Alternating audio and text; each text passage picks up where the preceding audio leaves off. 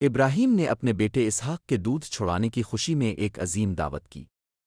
سب لوگ خوشی منانے کے لیے جمع ہوئے۔ سارا نے دیکھا کہ ہاجرہ کا بیٹا اسماعیل اسحاق کا مذاق اڑا رہا ہے۔ یہ منظر اسے پریشان کر گیا۔ سارا نے ابراہیم سے کہا، ہاجرہ اور اس کے بیٹے کو نکال دو کیونکہ یہ لڑکا میرے بیٹے اسحاق کے ساتھ وارث نہیں ہو سکتا۔ خدا نے ابراہیم سے فرمایا، سارا کی بات مان کیونکہ اسحاق سے تیری نسل کہلائے گی، لیکن اسماعیل کو بھی میں ایک قوم بناؤں گا کیونکہ وہ تیرا بیٹا ہے۔ ابراہیم نے صبح سویرے پانی اور روٹی لی اور ہاجرہ کو دے کر اسے اور اسماعیل کو روانہ کیا۔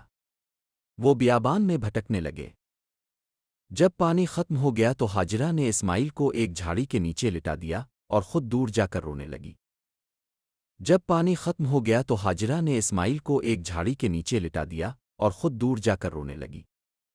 خدا نے ہاجرہ کے رونے کی آواز سنی اور ایک فرشتہ ظاہر ہوا کہنے لگا، مت ڈرو، خدا نے لڑکے کی آواز سنی ہے اور اس نے اسے ایک کنواں دکھایا۔